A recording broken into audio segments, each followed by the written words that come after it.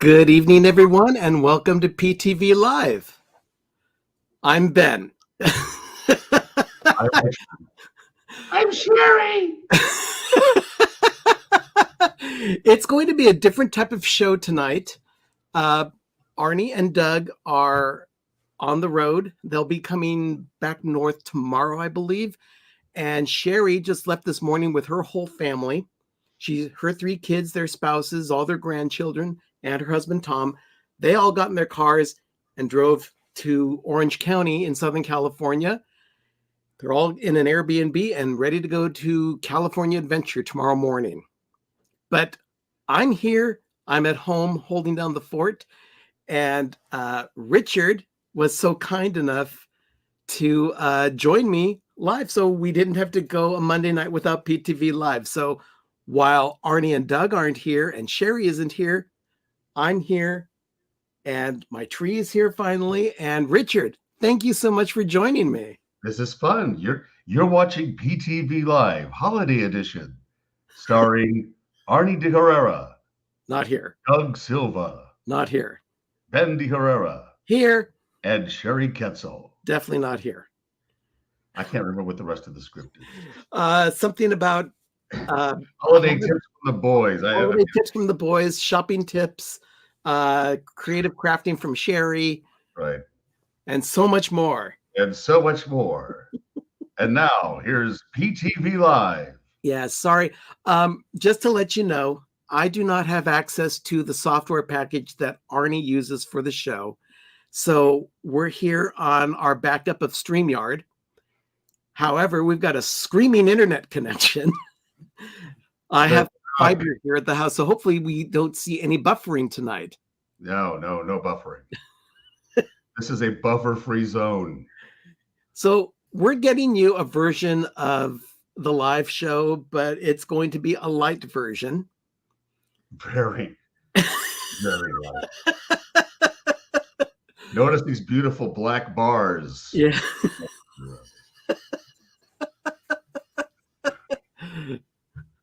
Oh, you know what? We've got a visitor here.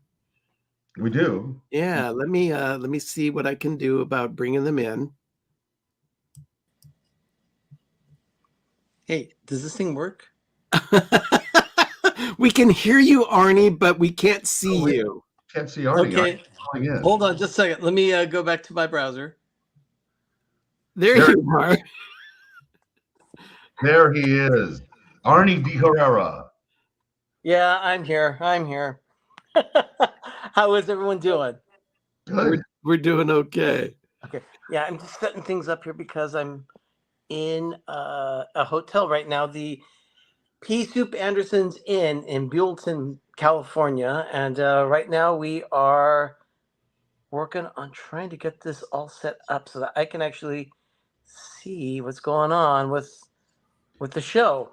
Because I'm kind of blind right now. I'm not seeing anything. That's fine. While you're on the air. Yeah.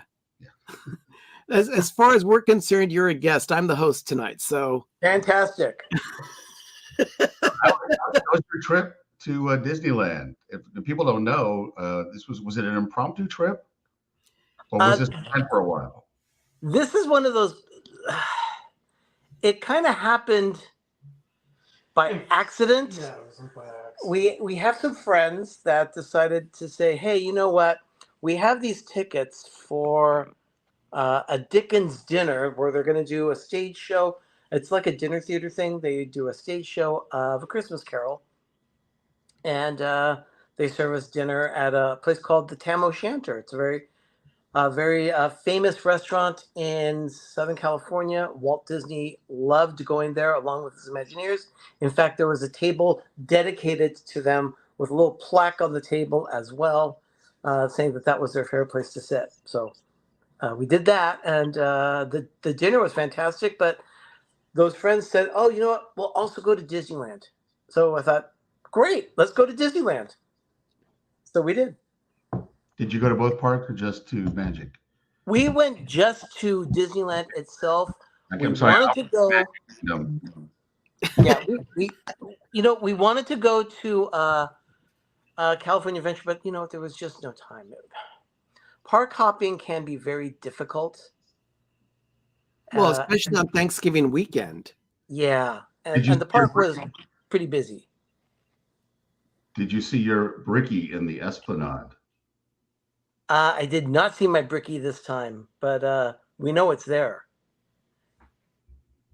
So Wow. yeah, I guess the bricks are gone from around the lagoon there in Magic Kingdom. Really? Yeah. Yeah. That's how often I go to Magic Kingdom. All right. So you were there for all the high crimes and misdemeanors at It's a Small World, weren't you? We were eating lunch at the Plaza. Hi, people. Hi, Doug. Doug is in the bed Right right next there. door. We were eating at the Plaza Inn for our lunch, and we were getting done. And Arnie looked on the map and said, "Oh, Small World we could possibly go on it." Well, sparkly stuff and shiny stuff constantly kept on getting in the way, and we were buying stuff. But when we got to Small World Mall, they were telling everybody, "Okay, there's nothing to see here. Small World's down," and it just went down. Like right when we got there. Right. Well, the thing is that it had been down. I'm not sure how long, but we know that It happened at about 3 in the afternoon. We were there at 3:00. We were right in line for the railroad that ran away from Mickey. Yeah. So something he'd been going on this drug trip, whatever it was. He took off his clothes and decided to start wandering around the moat and also around, well, not the moat, the canal, and also all the sets. He ended up taking the last of his clothing off and walking outside in front of Small World Clock down in the bushes area. They finally got him arrested, and 4 Anaheim police officers carried him down Small World Mall and then around by the Matterhorn. And after that, we don't know what happened. But we know that the attraction was down for quite some time. I can't confirm this, but apparently they had to shock the water with a chlorine substance of some type to make sure that things were okay. Yeah, you know, Oh my gosh. Yeah, it was a mess. Yeah, it took forever for them to do it. And then we were in the attraction, and then we heard that Small World opened. Yeah, we were queued up for Mickey and Minnie's Runaway Railway, and it kept breaking down. Oh, that poor thing. It took us about an hour and a half to finally get on the attraction. But personally, it was worth it. I was definitely worth the wait. It was just getting a little irritating because they would go on the speaker and say, "Okay, we're down. We don't know how long." Then it would be up in 10 minutes, and then it went down. But we were at the very end of the line. The queue was spectacular. The attraction is super cute. Yeah, it's a very cute attraction. So after we were done with our friends, they're like, "Okay, well, we're going to go have fun somewhere else." And they said, "Well, you need to go on Rise." And I'm like... So we left them and went on, and we went to Rise of the Resistance and got on it for the first time and really enjoyed it. Well, first we left Toontown, we got on the train. Oh my gosh, the train was spectacular because the train was waiting at the Toontown station, which is Small World. It's in the Small World attraction. Well, then the decorations all went on, and we were right in front of the my bones hurt. We were right in front of the Small World, and all the Christmas decorations turned on. And then I watched the train because the way the train was, I was right at the plexiglass. So there was the tender, and we were on the EP Ripley. That's the one that Walt Disney would ride around the park all the time. There was the engineer there was very, very chatty. And his name was Mark. And he was constantly talking to us, and he was talking to some other people, and he was giving like this whole history lessons. And if you go look in the back, and so there's the roundhouse with the monorail. It was really, really festive. I took all this video of the steam engine just because it was dark. It was just pumping out so much flames. And then we went all the way around the park to New Orleans Square, dropped off our friends. We went on Rise, And we thought it was going to be like a 45-minute standby. It was about 6:00. Yeah. We get there, and I didn't know where we were at. And I asked this cast member, I go, "What's that 20-minute sound?" He says, "That's standby. It's practically a walk-on." We walked on rides. On a Sunday, on a 3-day master holiday, in 20 minutes, we only had to wait. So, And yeah, we were very happy about that. Rises, and that was great. So we And got the thing to is, do that. for us, that was our first time ever on Rise of the Resistance, and it was quite an attraction. So we ended up having an amazing, amazing dinner and experience. And then they're like, "Okay, we have reservations for fireworks." And I'm like, there's been horrible Santa Ana winds. And then to give everybody a geography lesson, the winds in winter time and fall, they go from not the Pacific Ocean to land. It's opposite. It's very weird. Yeah. But it's that time of year. So we waited, and then the guy personally said, "We're canceling the fireworks." And I knew that was going to happen. So we went through all the junk stores on Main Street. We grabbed some more crap. And then we were like, we had to leave. So it was Disneyland's amazing. It was a whirlwind weekend. So yeah, it was a lot of whirlwind, and a lot of special things happened. Well, and Disneyland really goes over the top with their Christmas decorations, unlike my goodness, Magic Kingdom. Yeah. If you're a fan of Disney and you like Christmas, Disneyland is the place to go. Definitely. So that was our weekend. Everyone's saying hi to you. Hi. By the way, speaking of chatty, I know we're kind of low tech here. Da, da, da, da, da, da, da. Where's Chatty? He's on the fingertip tree from the Orlando guy.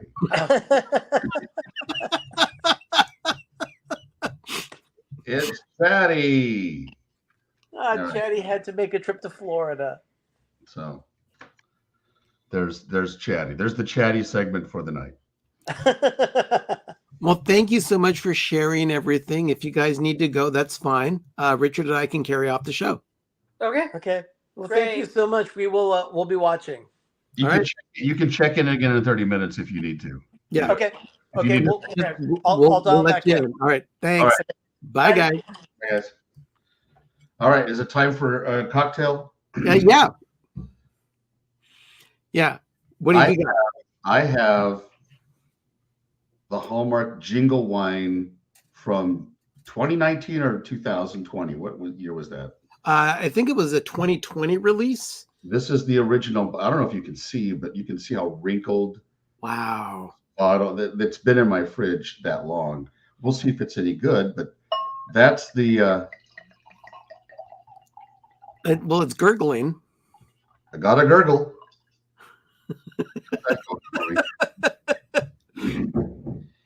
Let's see if it.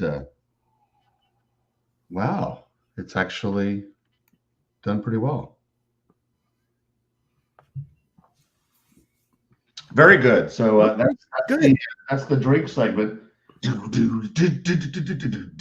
I've got my own over here. What do you got, Ben? This is an OGC the Mercantile Pinot Noir from the Napa Valley. It's a vintage 2020.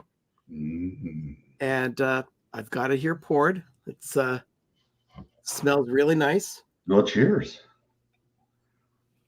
Cheers. Oh my gosh, that's delicious.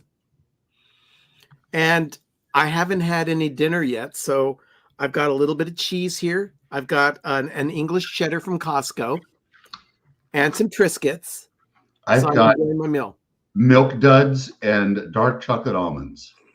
So it's chocolate and red wine for tonight for me.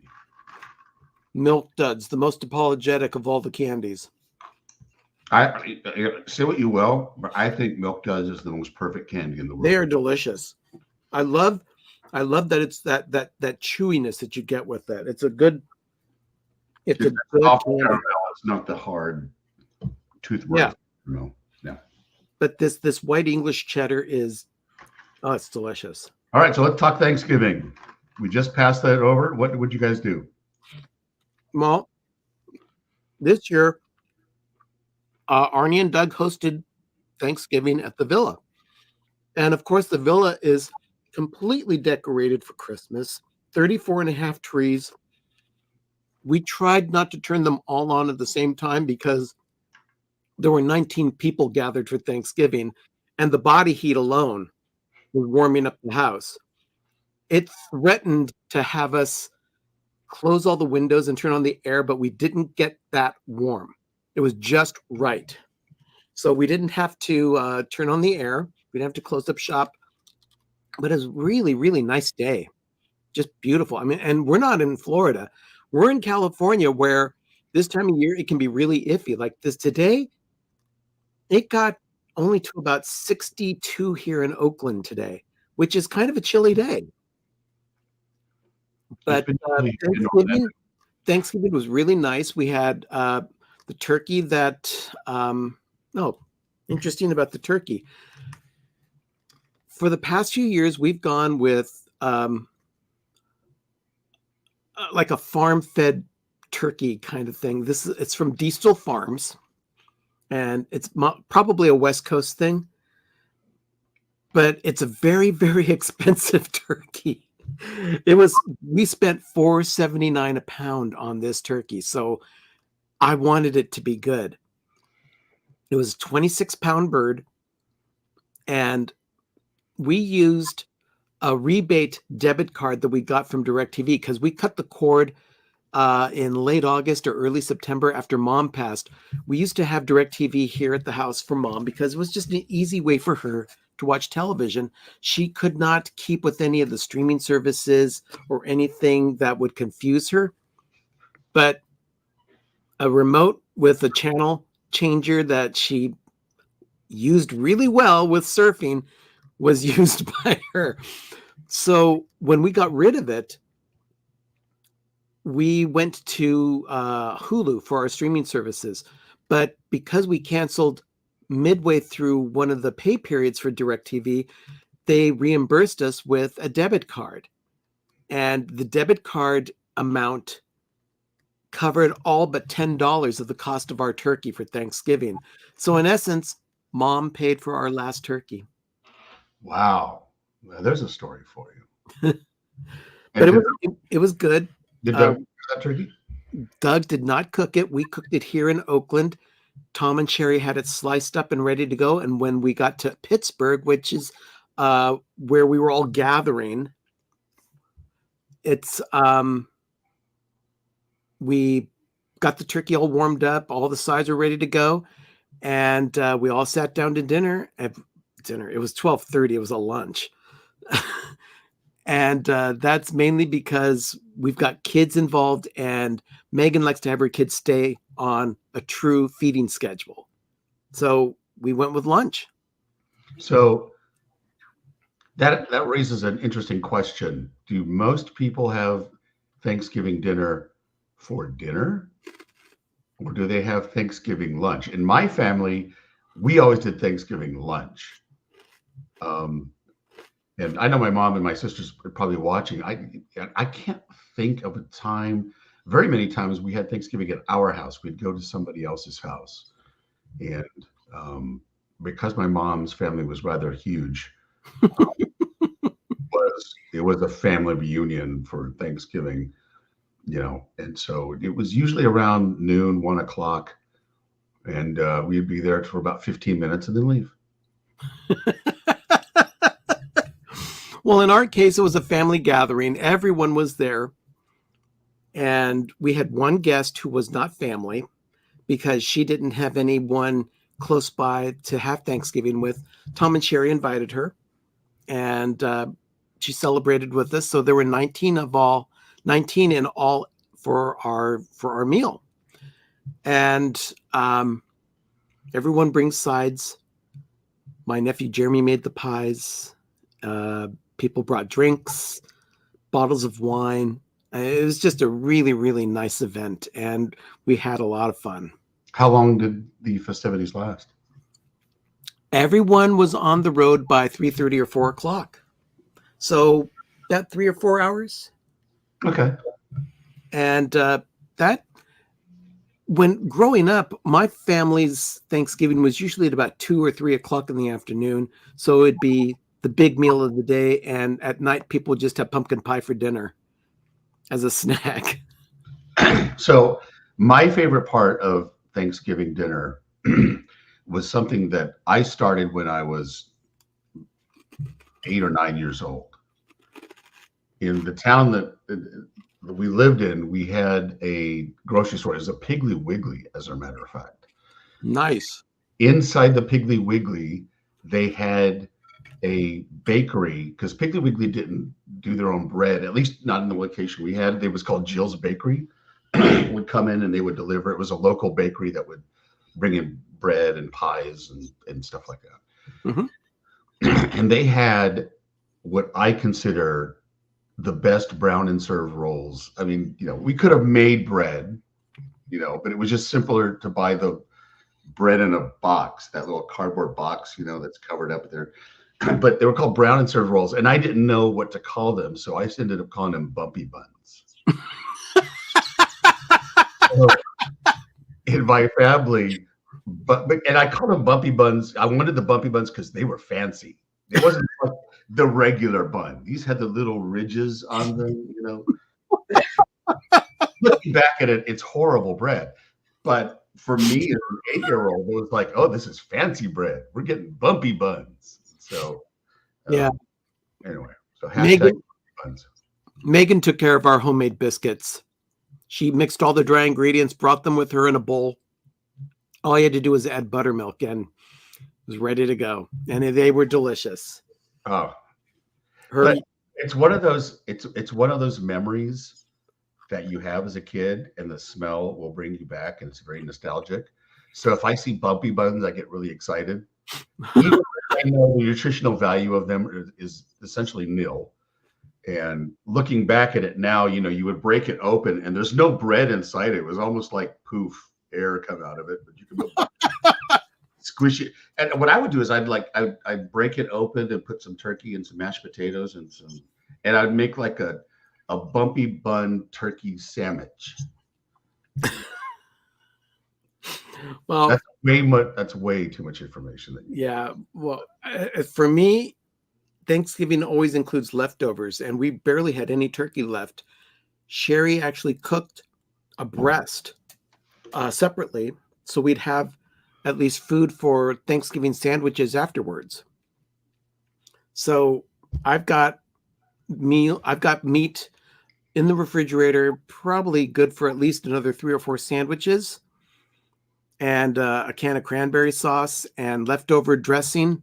Right. And it's ready to go. And I already had lunch this morning or this afternoon with one of those sandwiches. And I plan on having those all week long while everyone's out of town and enjoying my Thanksgiving week. Oh, let me tell you, a good Thanksgiving sandwich with like Havarti cheese and the cranberry sauce and some stuff. That's good eating. Yeah. So after that, we go ahead. Oh, no, go ahead. I was going to say, after that, it was, did anybody participate in Black Friday? Is that even a thing anymore?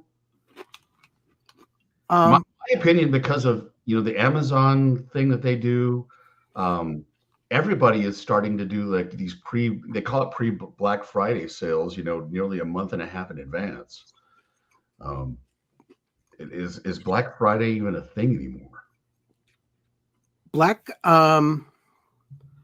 Friday is more like a 6-week event now, because I saw things happening in October. Right. And yes, this is a Buc-ee's Christmas shirt. I just saw a question in the text stream.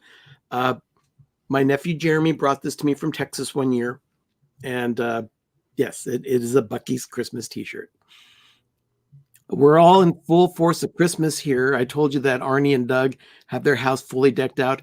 I finally took Thanksgiving weekend to decorate my tree. It had been on set for the past couple of weeks with just light. And I didn't think you could really tell a difference on camera, but my gosh, you really can. And Sherry may not be here as my co-host, but my tree is. It's stunning. It really does. The for those people who don't know what Ben and Arnie do, the lighting is so intricate. The way you light your trees, I mean, literally branch by branch through your trees. And for you, you put solid and blinking lights in the center, or is it just blinking light in the center and solid on the outside? How do you do that? It's actually colored lights that are intertwined on every single branch. And then there are 2 strands of white twinkle lights that are loosely wound through the middle of the tree to give it that sparkle effect. Well, it's really shimmering. You want to give us a tour of the tree? What do we got there? Sure. Or not a tour. Explain what that tree. You told me. I didn't know it was a special themed tree. Yeah. Every year, this is my bedroom tree, and everything on here, with the exception of about 2 or 3 ornaments, everything on here is a Disney ornament that is not from Hallmark. It's either from the theme parks or the cruise line or the stores when they had the stores. Buttons, keychains, plush toys. I mean, just everything on here is Disney. And there's roughly 600 or so odd items on the tree. And we start with the inner part of the tree by shoving all of the disc ornaments that I have. They go directly into the center of the tree. So that way you get a base on the inside, then you start working your way out. So by the time you are hanging stuff on the outside, hopefully you will have filled in everything else on the inside. So as one of my coworkers said in an email that they saw of my tree this morning, they said, you can't see the tree. It's just ornaments. It does. I mean, they're right. You don't see much tree, but how many hours did it take you? This will shock some people, because in my home, we could decorate a Christmas tree an hour and a half, 2 hours. Right? It took me 4 hours alone just to unbox my ornaments.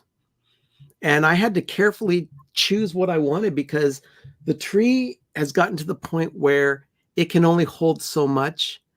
And what I have here is a selection of what I own now. I will eventually move from where I am now to a larger location, and then I'll probably get a larger tree so then I can hold more on it. But for now, this is what I have. It's a 6.5-foot balsam hill tree. It's a Berkshire Mountain fir, and it is not one of those plastic engineered realistic trees. It is like your traditional tree that you would get at a store that is an artificial tree. So it's got branches, but the branches, you can bend them and they will go to the way you want to bend them. So it allows me to cram as much onto the tree as possible. And the turning base still spins, so it must be doing its job. And so how many hours from start to finish? Well, lighting the tree took about 3 hours or so. Unboxing 4 hours, and then hanging the ornaments, I probably spent about 12 hours positioning all the ornaments properly. So overall, it was anywhere from like 16 to 18 hours of putting the tree together. And for me, it's just a labor of love, because it's the only way I know how to put this tree together and make it look the way it does. It really is stunning. And that's just the Disney tree. This is just the Disney tree. There's non-Hallmark. There are no Hallmark ornaments on this tree at all. My Hallmark ornaments are usually on 2 other trees in our dining room, but because of the nature of our holidays this year, I chose not to do those trees this year. So all my Hallmark ornaments are staying in the attic for 1 year, and I'll pull them out next year. I'm gonna have to talk to Sherry, because we'll be in this house for at least another year. Before we consider moving. You just got a new garage. Yeah, we did just get a new garage. We have to organize everything that was in storage in the garage and then add to it. But before we even leave this house, we'll be here for at least another year, maybe two. And we'll probably pull the trees out earlier like Arnie and Doug do and do the house up right. Wow. So what is next for your household? I mean, how many more trees do you have to, how much more decorating do you and Sherry have to do? Sherry pulled out a couple of pencil trees this year. We're not doing her big tree, but we did a couple of pencil trees, one in the living room, one in the dining room. And there's only one more big tree to put together. And that's Sherry's Starbucks tree that we put in the corner of the kitchen. And is that a big tree or is that a small tree? It's a 7-foot pencil tree. Okay. So it's a pretty large tree. And that's all Starmark. Excuse me, that's all Hallmark. No, that's all Starbucks. Starbucks. Yeah. It's the wine. It's the jingle. But we didn't get the jump on decorating this year that we wanted to for any number of reasons. But I'm glad I was able to put this tree together because this one brings me great joy. And you'll be seeing a closer look on it this coming Thursday on this week's episode of Life with Ben. Oh, you're going to profile your tree for Life with Ben. Yep, the episode's already in the can and ready to go. We're just waiting for Thursday to arrive. Wow. That's going to be excellent. 10 a.m. Eastern, right? 7 a.m. Pacific. On Thursdays. Yeah. All right. Since we're fully into Christmas mode now. Yeah. I'm in Christmas mode in September. Halloween's just a bump in the road. Thanksgiving is just an eating holiday. I think I've been listening to Christmas music nonstop at least since October 1st. If nothing else, just to liven things up. All right. I've got some questions for you, Ben. Okay. Some thought starters. So, are you ready? Sure.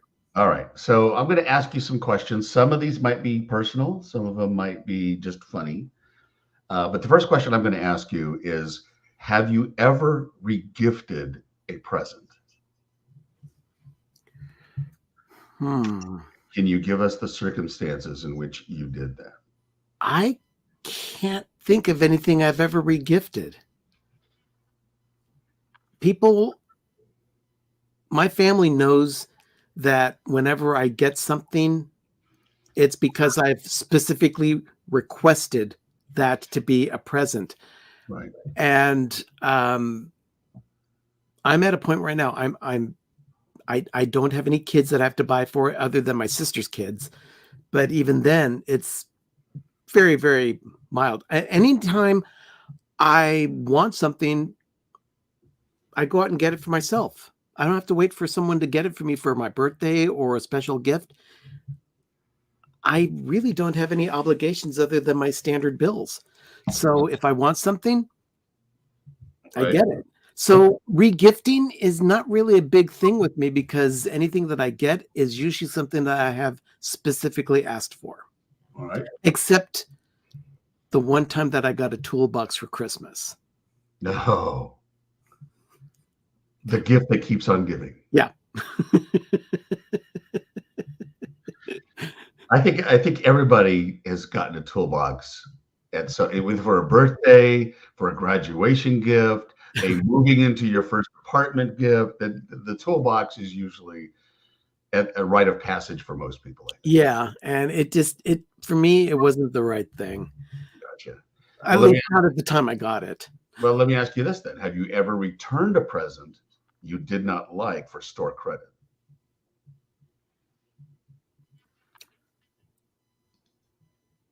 I can't remember that either. I can't remember doing that either. I'm one of those rare people that just, it is what it is.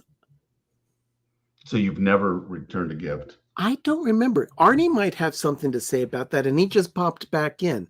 Let's see what he has to say. All right. I don't think Ben has ever regifted anything. However, we have. Okay. Let's spill the beans. Okay, Doug. I don't remember. Was I it know the- we have. I don't was it the remember. worst gift ever? Oh, what did we regift? I know we regifted something. It was God, I do remember it was something, but I can't remember. It was like probably a candle or something like that. We received it, but you know what? We don't need this. Let's just give it to someone else. I've done that with a bottle of wine.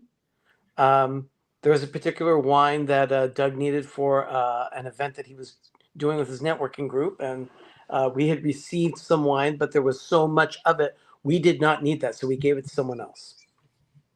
So that was a decent one. So, Was but it as like far as an Shiraz awful or gift, not really. some crappy, horrible wine? I thought that was pretty funny. Oh, Alex, you burned. Like, a gift I don't like, I burn it. Oh, nice. Yeah. Ben, dinner wise, tonight you're having charcuterie, I guess. You could say. Well, I did that as an appetizer. I'll get something after the show. Well, I just wanted to give a shout out to the place that we went to in Solvang tonight. We went, Doug and I were not quite sure. We saw this one Italian place that we wanted to try. The chef was an executive chef that he actually cooked with Julia Child back about 20 some odd years ago. But unfortunately, yeah. Unfortunately, the restaurant was closed tonight. So we ended up at a place called Tower Pizza. We didn't know what to expect, but we each had a stromboli. And I'll tell you, in a pinch, it was fantastic. And the place, they could not have been more gracious. They were so nice. We're going to be doing a Yelp review for them too. They were so busy solving, because we're in solving right now. We're at Yule Fest. I don't know what it is, but it's very festive. And it's the little town is basically 4 blocks. It's just a quaint Danish town. They were so busy over Thanksgiving weekend, because this is Monday. So everywhere we went, the bakeries wiped out. We went to the Christmas store. Almost all the nutcrackers are gone. Oh my gosh. And like all the ornaments were picked over. It looked like after Christmas. So we went to a bakery. They said, oh yeah, we ran out of ingredients for baking for Monday. So we go to the pizza place, and it's a great little hole-in-the-wall dive. It's excellent, by the way. Totally recommend it. Tower Pizza. Tower Pizza. So I'm like, let's just get a simple pizza. But I was also eyeballing the stromboli. And I said, so we'll get a 14. And she says, we're out of medium pizza. I don't know what that means, but she literally says, we're out of medium pizza. I'm like, okay, What? this is. So when she came back after she saved our food. Wait, hold on. What? If you wanted the small or the large size, they could accommodate you. But if you wanted the medium, Right. Oh, no. As a matter of fact, the stromboli was made with a small crust. Absolutely. But it was great. It was put in the sauce, the cheese, your filling, and then they topped it with an excellent garlic butter. Yeah, it was super crispy. Is a stromboli kind of like a calzone? Yeah, except that it's open on each end. No soggy bottoms. I mean, it was, because one thing about pizza, you don't want soggy bread or soggy crust. There's no soggy crust. It was crispy. But the gal came by and she's like, yeah, we ran out of Coke fountain. We ran out of all this ingredients. They had to go run out and get stuff just to open up today because they got wiped out over the weekend. Oh my gosh. And everybody, I mean, the town is, a little quiet, but we walk in and it's like, there was another store. There was just nothing else left. It was just like everything's gone. It's like after Christmas or after Halloween or. Yeah, but it was just bizarre. But it was very good for them. It means the economy is great. They were busy, so they were selling a lot of merchandise. So it was good for them. It was. So it's. Let's see. Richard, you had a list of questions that you were going to ask Ben. Mm-hmm. I'm in the middle of that now. What about the regifting?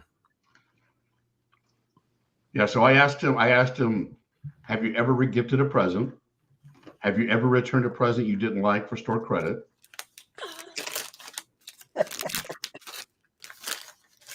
Have you ever done that? Yeah. Oh, yeah, I do it all the time. Clothing, shoes. Oh, yeah. Um, Oh, Ken says hi. what else did we do that with?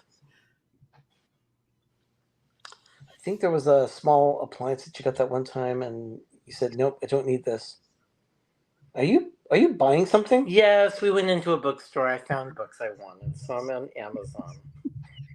I'm only putting things in the Started buying cart. I'm cookbooks. not buying it. Shocker. Nancy Silverton. This is my shocker.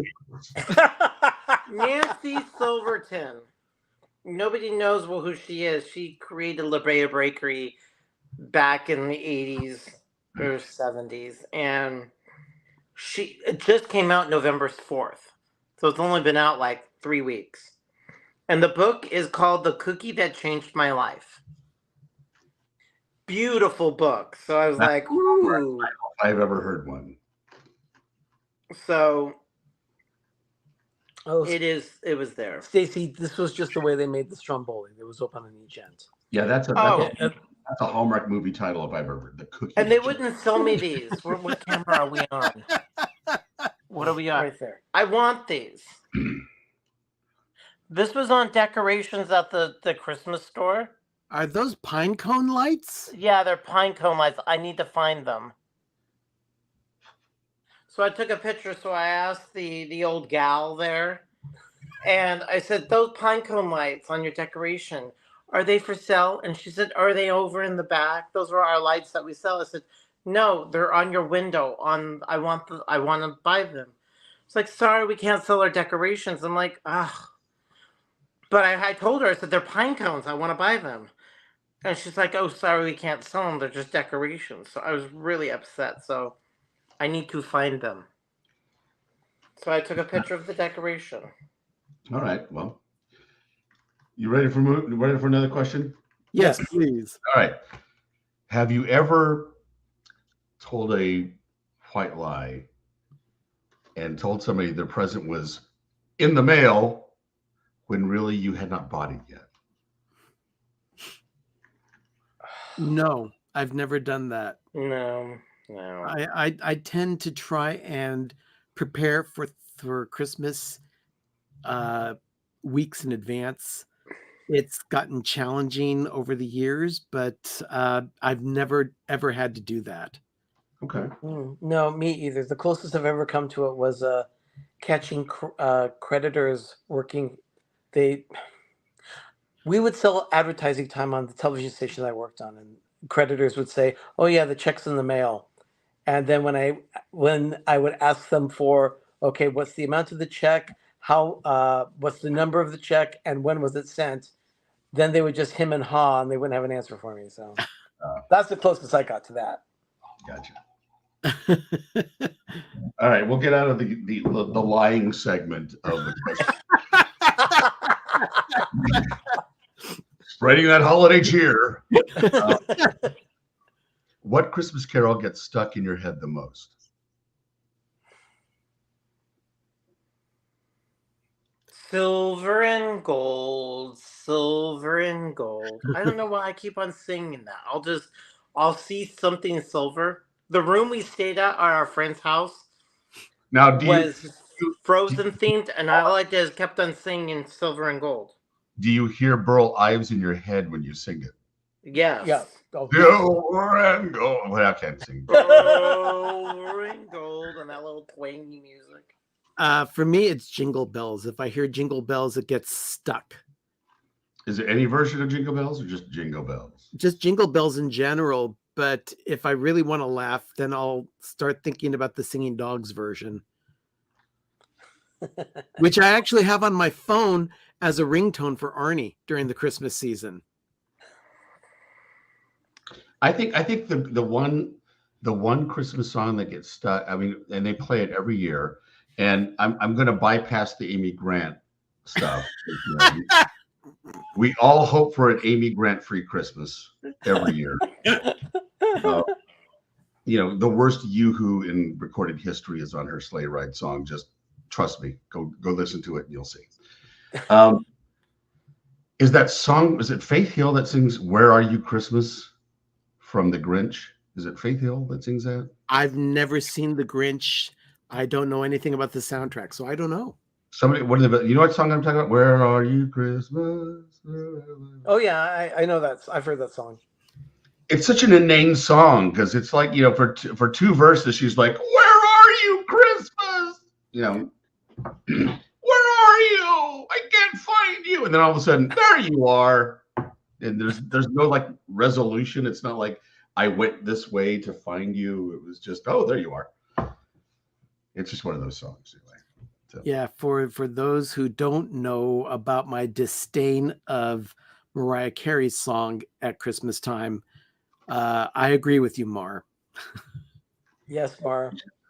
In fact, we were listening to some Christmas music on the way from Santa Clarita to Solvang, and all I heard was the first bar of music of that song, and I turned off the radio and started my own playlist of Christmas music. You know the other one that gets played a lot, and I can't stand it, is anything from Trans-Siberian Orchestra. That bombastic, over the top, let's put every instrument in the mix kind of thing, and then let's have kids just yelping out "Merry Christmas, Merry Christmas." Oh my God, it's just like a ball-peen hammer to the head. You know what? It's Trans-Siberian Orchestra as well as Mannheim Steamroller. Oh, is it Mannheim that does that? They're No, both both of them. Both of them. They're both okay. They're both just over the top, horrible.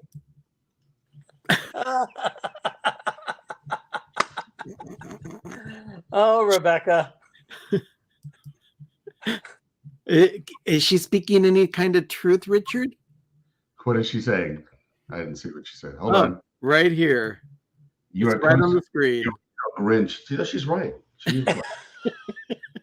She is absolutely. Thank you, sis.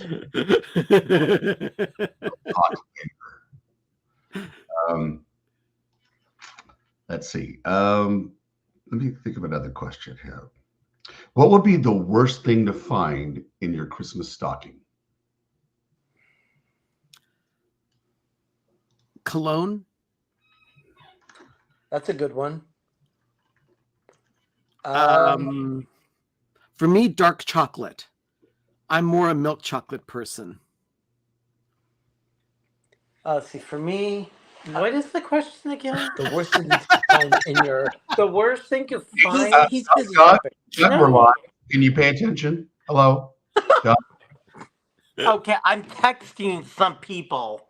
No, you're buying cookbooks. We know what you're doing. Actually, there is two, and they're on sale. The Nancy one that just came out 2 weeks or 3 weeks ago. There's actually no discount on it because Yeah.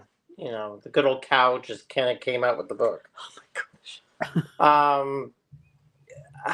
The worst thing that, What's or the the worst most surprising Find thing in in your my stocking. That's the The question. worst thing. The worst thing that someone could put into my stocking. Yes. That you can say on the street.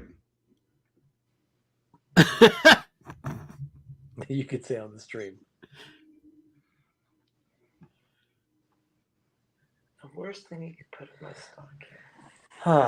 Well, let's see. Ben, I liked your idea of a cologne because I know I don't wear cologne. Things that are smelly just they irritate too many people, including myself. So I for guess me, I they need go rancid. that Dracar Noir I just sent you then. Is that right? If you sent me a bottle of Dracar Noir, then I would accuse you of shopping in the 1980s.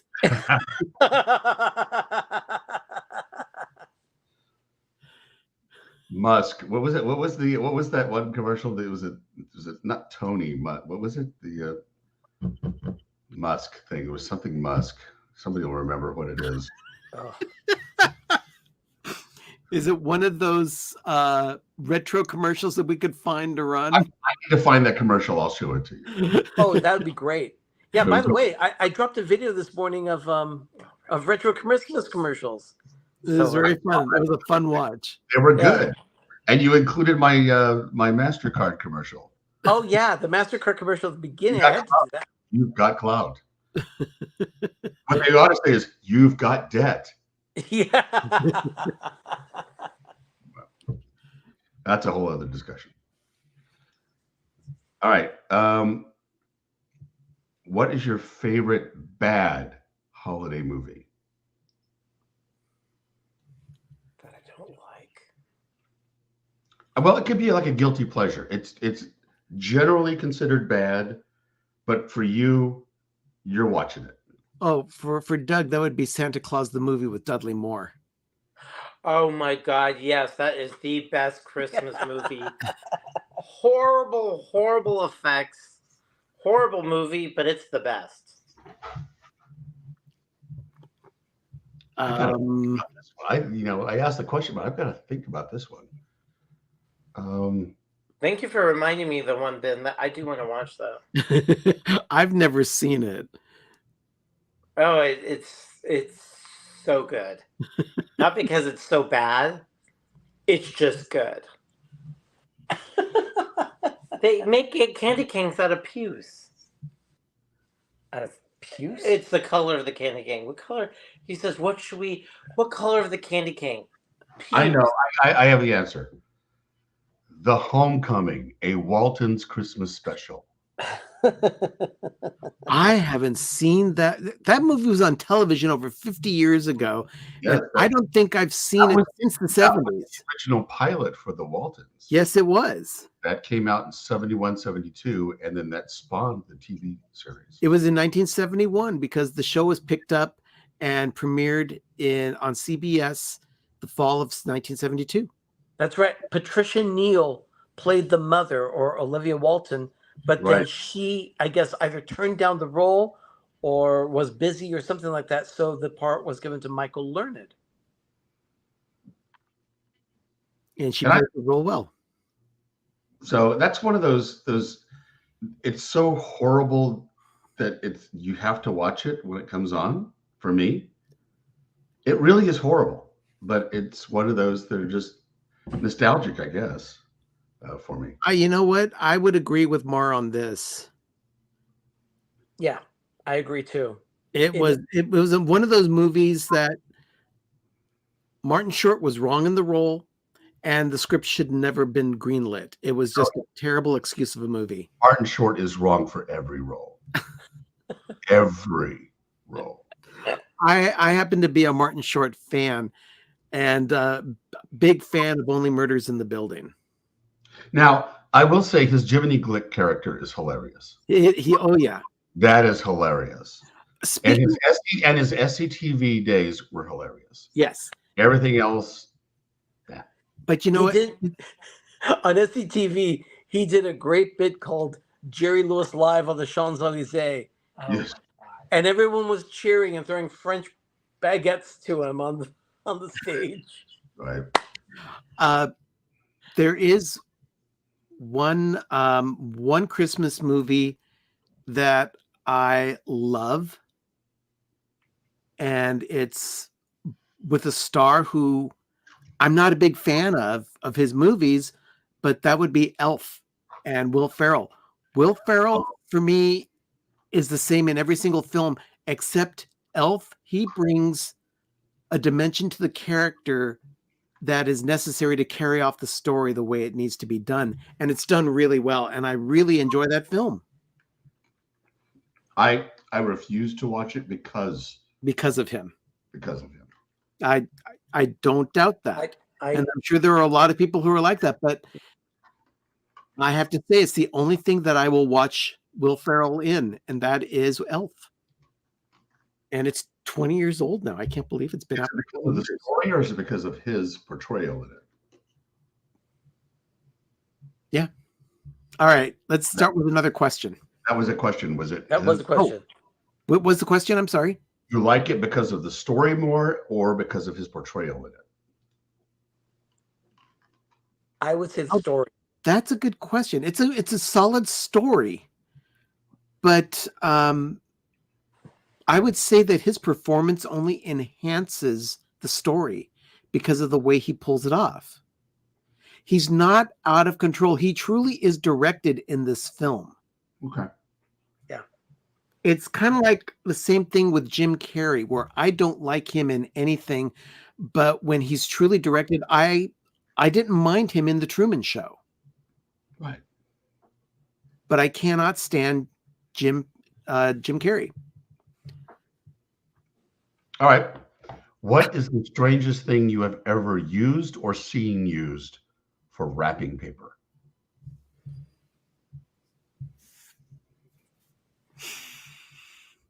I saw someone use just basic newspaper once for wrapping paper because they had nothing else. It was an unusual choice. It wasn't even green newspaper either. So I would have done that. That'd have been the sporting green one. That's when they published the San Francisco Chronicle on green paper. Oh, Right. that's right. And Oakland used to have a morning edition of their Oakland Tribune, and it was printed on peach-colored paper, and they called it "Reach for the Peach." Yeah, East Bay Today. East Bay Today. That's right. Reach for the peach. Yeah. But do you ever recall any bad or odd paper, Ben? Oh, a grocery bag? Yeah. Grocery bags I've seen turned into wrapping paper. And I always thought that was kind of odd, especially since if you go after Christmas and load up and just store it in your attic or your closet or whatever, wrapping paper can be very affordable when you buy it on sale. All right. If you had to live in a holiday movie, which one would you choose? That's a very interesting question. I would say it's definitely something from Hallmark. Something along the lines of maybe something like Christmas in Evergreen, because the town was just so charming and everyone was so friendly and everyone genuinely loved Christmas all year long. I would definitely live in one of those films that did not have like hyper competitive people trying to outdo each other, like in The Christmas House or Holly or you had to bring that up. Yeah. If I lived in a Hallmark movie, it'd probably be something like Christmas at the Plaza.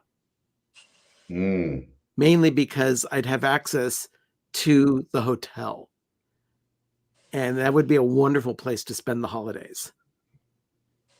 I think Christmas at the Plaza is universally our favorite movie. Yeah. Right? I mean, there's been some contenders here lately, like Jolly Good Christmas. Yeah.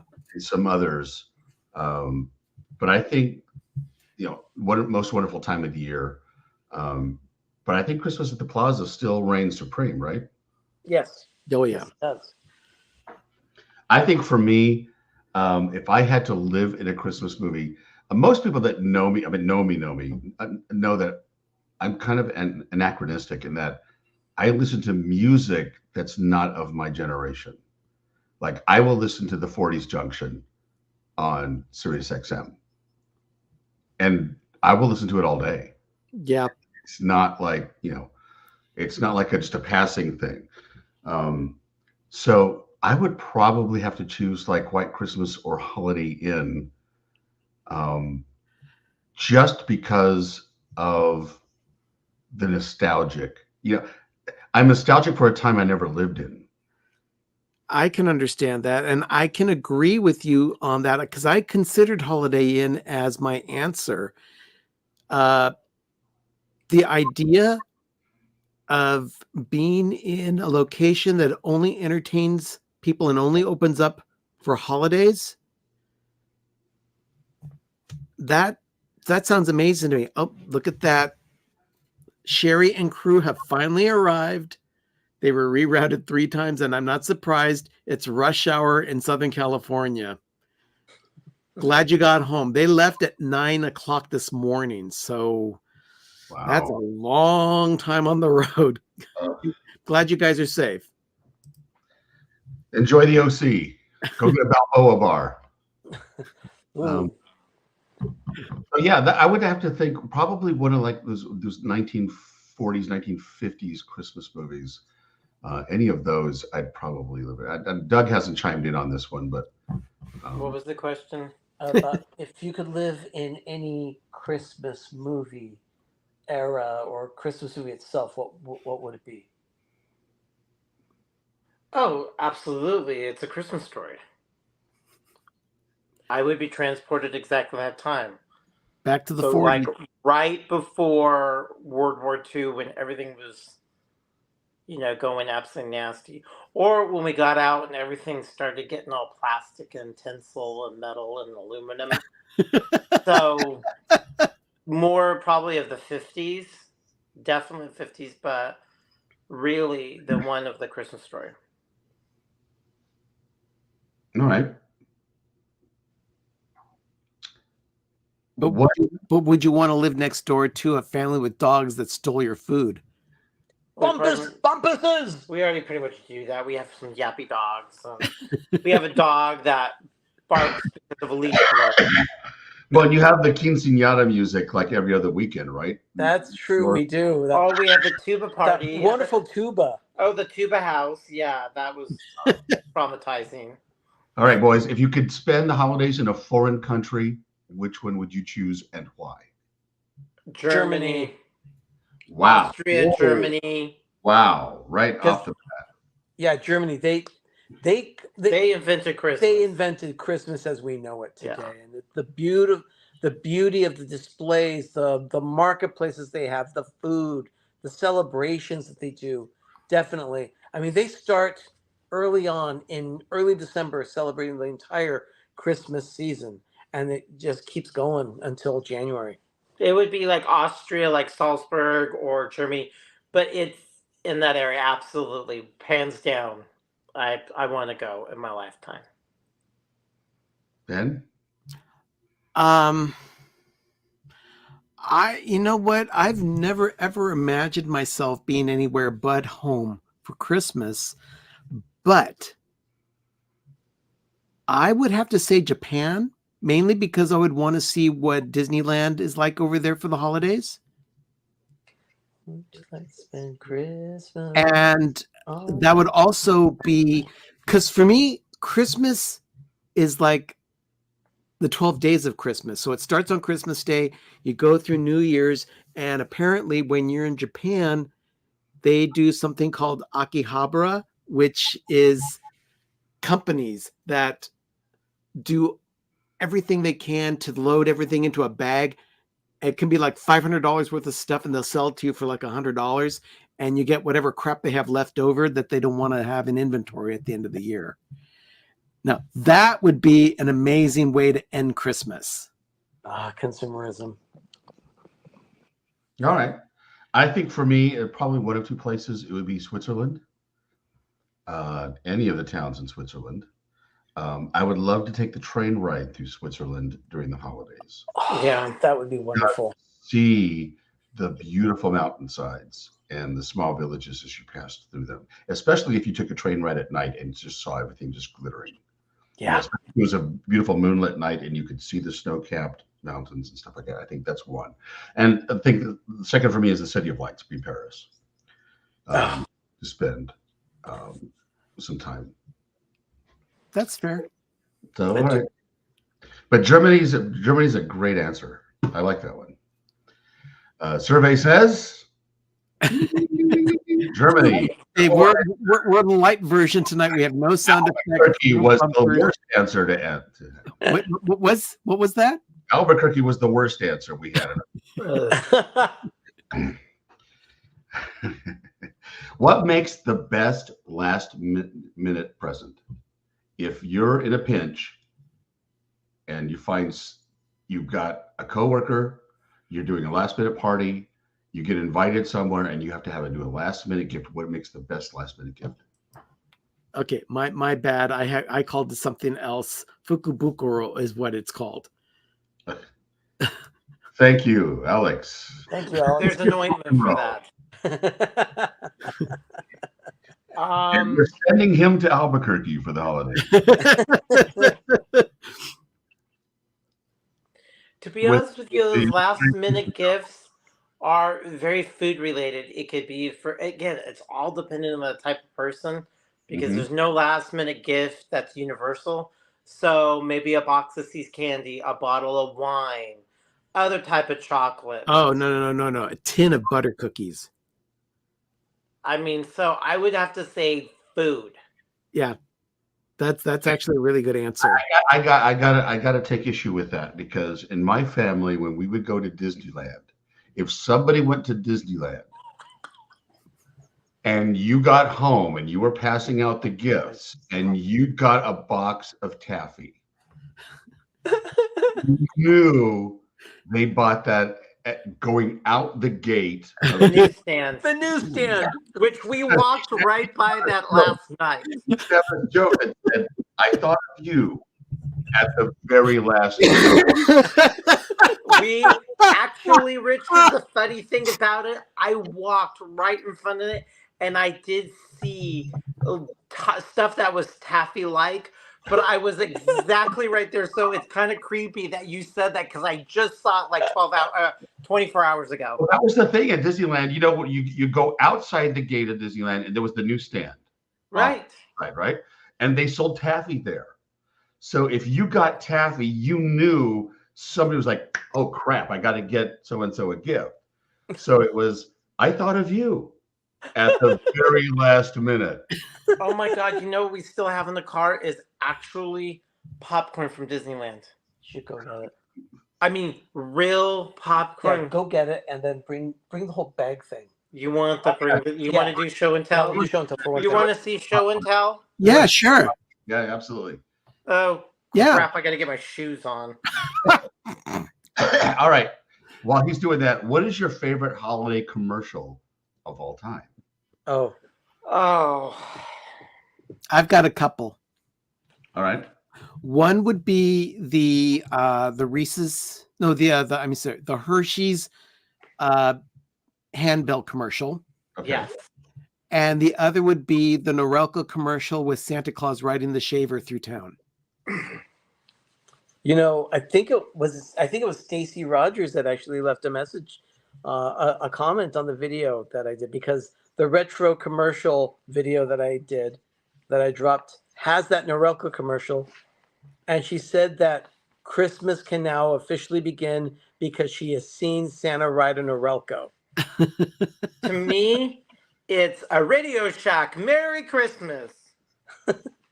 Now, for me, it's always been Merry Christmas, Merry Christmas from your Kmart Christmas store. I remember that. That was just like, I still sing that to this day. I mean, Well, apparently you just did. of course. I have the For me, that's one of those earworms for Christmas. It's definitely an earworm. It's a holiday earworm. I'm trying to think if there's another. There's so many iconic Christmas commercials. From McDonald's with Ronald McDonald taking all the kids in a line and ice skating, and the one kid being off and he couldn't participate and stuff like that. In the very end, he comes skating up to him and he's, picks him up and he's swirling him around and the wind's blowing through his hair. I mean, those kind of commercials. McDonald's doesn't make any commercials like that anymore. No. And back in the 80s when we grew up, there was a lot of branding commercials. It really wasn't selling you anything. It was just selling you an ideal of brand. Yeah. And so there was a lot of that going on. There was a bumper for the holidays on CBS where they would play Christmas music and reindeer antlers would grow and grow and grow. And I remember that very vividly. And that was one of those things that always stood out to me. Yeah. Arnie, did you answer this one yet, Arnie? The Christmas commercial? Yeah, the commercial, yeah. For me, it was Norelco. Norelco, that's right. Okay. Yeah. That really, that commercial, people don't understand. That commercial ran from like the 60s through, I don't know if they still do it, but you go on YouTube, you can find like 60s black and white versions of that. And it's the same animation. Yeah. They just colorized it for the 70s going forward. And it was just, the change of, basically it was the same commercial. It was just changing whatever they were featuring that year for Christmas. Yeah, but But when I you love see him riding out of town, going over the Little Rock Bridge, that's how you knew that it was Christmas time. Yeah, and they would say even our names says Christmas because they drop the R and it would be Noelco. Right. You know, the other thing that I used to look forward to at Christmas time was the Ronco commercials. Oh my goodness! Because they would always, Yes. because Ron Popeil would always end the commercials with, you know, is that, you know, music, and it was just basically, you know, available at Winn-Dixie and, you know, Treasury Drug or whatever it is. It didn't matter what it was. It was the Inside the Eggshell Egg Scrambler commercial, whatever it was. Well, it always had that same music at the end. I remember the record vacuum that you would put your record in and it would extract all the dust. Yes. Or that. We're back. So Or the bedazzler, or you know, or that really harmful. Let's cut a Coke bottle open and make a glass out of it with shards and stuff. oh my goodness, I remember that. Yeah. So Horrible. this is the popcorn we got yesterday at Disneyland, and while we were getting that, the friends that we were with said, "By the way, I now have the recipe for making this at the same popcorn with the same oil that they use and the same seasoning salt. And apparently it tastes just like it. So I'm going to try it and see if it works. We're gonna Okay, make that's like an episode of Life with Ben writing itself right in front of us. You said that Exactly. popcorn and seasoning is just like what? Disneyland's popcorn. The exact same stuff that Disneyland uses to make their popcorn. We have it. It's not been the same since they got rid of Orville Redenbacher. Yeah, I know. Well, it's the oil and the seasoning. Crap.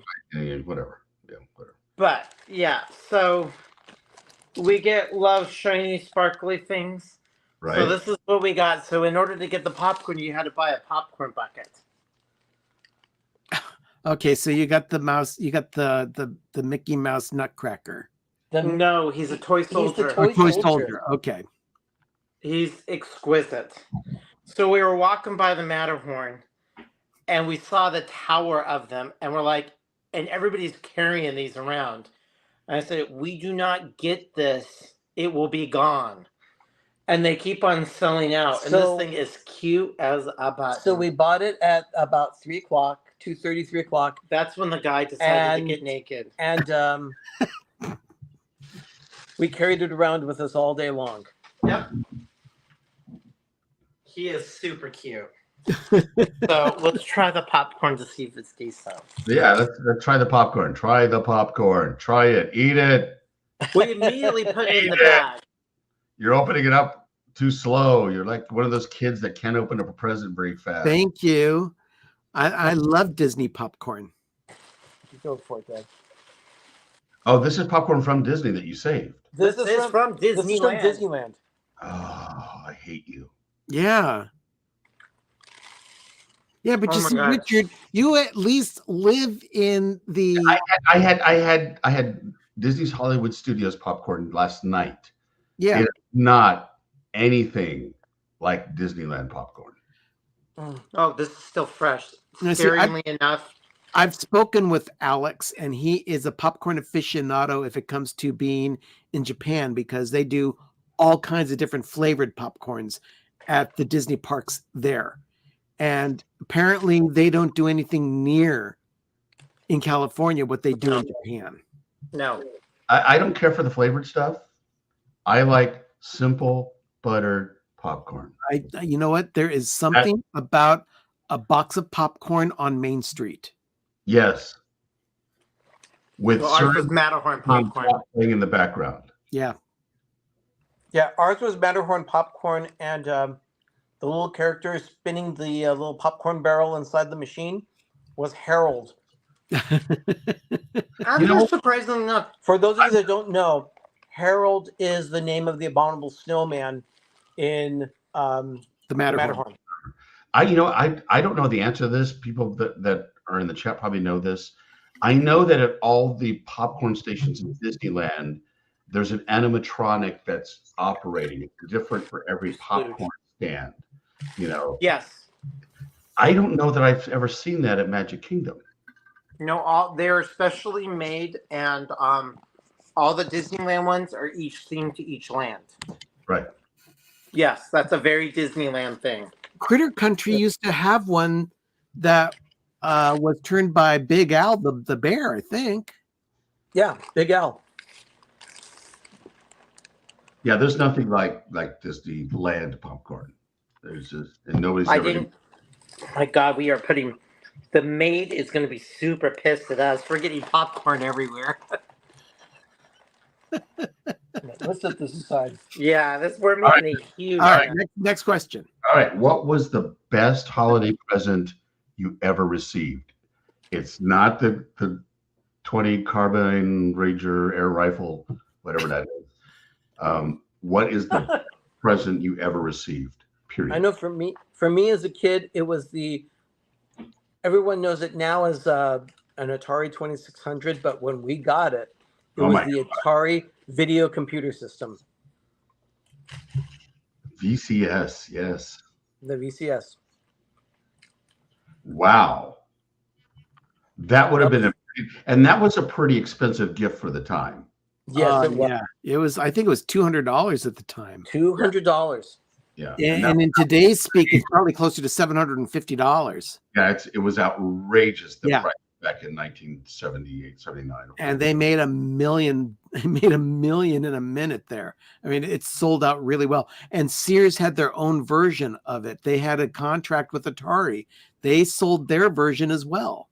Yeah. I remember us going to Sears to get the game cartridges for our games. Now, we were a ColecoVision family. So, we had the 16-bit graphics, not those cheesy 8-bit graphics at Atari. But we still went to Montgomery Ward's or to Sears to get the game cartridges. That's where you got the latest games. That is crazy. All right, so who's next? Ben? There was Holiday you ever received? Yeah, there was a couple of things, but the one I'll focus on is something that is on display at the Villa right now, and that is a ceramic Sleeping Beauty castle from Sears. It was probably from like 1988, and I got it about 6 or 7 years later as a present, and I still treasure it. But it's up proudly on display at the Villa this year, as it is every year. It's part of the Disneyland alcove over the guy's television in their family room. I think for me, this would have been about 1977, 1978. It probably doesn't shock you that I used to pretend I was a disc jockey. It's probably not going to shock anybody, does it? But my mom and dad gave me a tape recorder. Ooh. That doesn't sound like it's anything big, but that was like the big thing, right? Oh no, that was huge. So I would record like my own like DJ shows on tapes, and I would use my sister's little record player. I didn't even have a record player at the time. My sister had one of those little ones. It was the orange top with the white bottom, and it was almost a toy. It was but I would put the microphone up there, and my sister would remember that. But yeah, that was probably the one that stands out. I don't know. I probably could think of others, but that's the one that comes to mind right now. And you, Doug? A tape recorder. Yeah. Oh God, I got so many Crayola art sets, those art center sets. I mean, there was tons of those, but That's I think the one crappy gift. Huh? That's an art center set. Hey, I loved all if it was Crayola, I had to have it. I think it was either 86, 85, 86.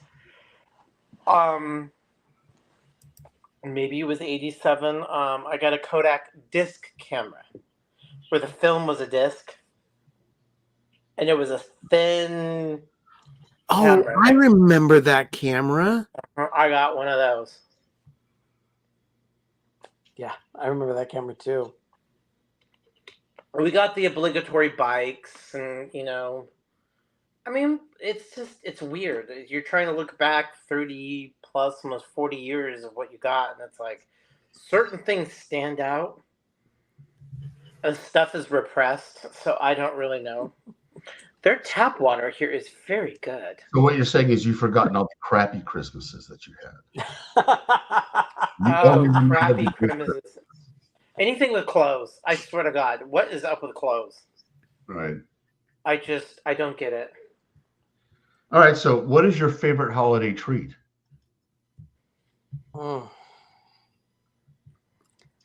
Cookies.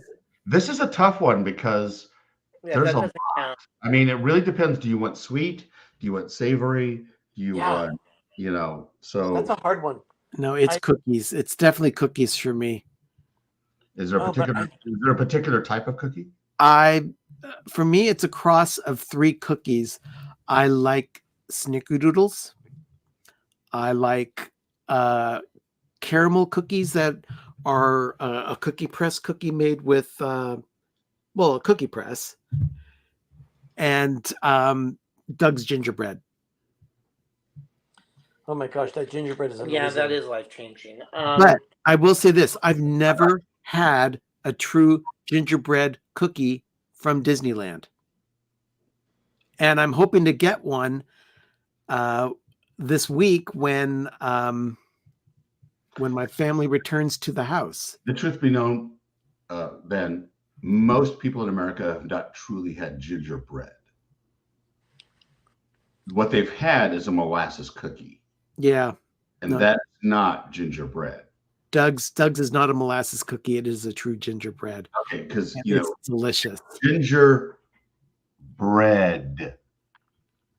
Yeah, well, yeah, there's gingerbread, and then mine has molasses in it, Ben. But I mean, it does have molasses in it, but I mean, a gingerbread cookie to me is a soft cookie. It is not mine's thick and pillowy. It's not the hard cookie. Yeah, no, Doug's definitely. It's not the cross between a honey graham and molasses thing going on. No, Doug's are definitely pillowy and chewy. They're very soft. So good. And the reality is, in Germany, they put nuts in their gingerbread. Or little tiny, tiny bits of candied ginger. Right. Yeah, for me, very typical. The easiest way to screw up a cookie is you throw a raisin in it. I'm not a raisin fan. What did we? Oh, we had carrot cake on Friday. Yes, carrot cake. We ate at a restaurant here in Santa Clarita. Great barbecue. Some of the food was actually spectacular. Yeah, these guys just like that was another shout out. A place called Rattler's Barbecue. Great service, great food. Everyone was so friendly. Walt Disney Company caters because there's a studio lot in Santa Clarita, not far from where our friends live, and they cater. The Disney Company hires them for all their catering. Yeah, bit of trivia here. I guess it was the Warner Brothers lot that they were having issue with when they were filming the show Desperate Housewives. So Wisteria Lane, they were having production issues, and they said, "You know what? Universal."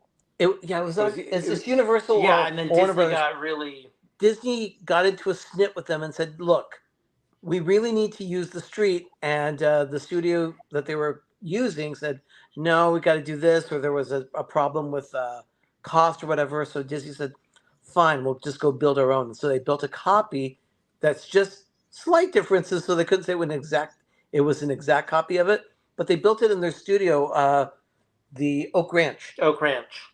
Golden Oak Ranch out in Santa Clarita. So Golden Oak in Walt Disney World is a multi-million-dollar star-studded homing or housing tract or custom homes called Golden Oak. It's a real studio out here in Santa Clarita.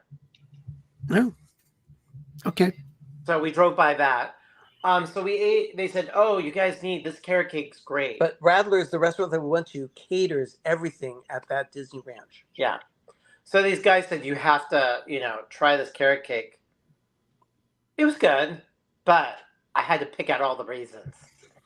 So I'm sitting there dissecting my cake. By It was far, funny. Away, wrinkly thing. By Oh, far, my favorite dessert, I think, and I think my dad's favorite dessert too, was carrot cake. Early on, it was German chocolate from my dad. My dad no.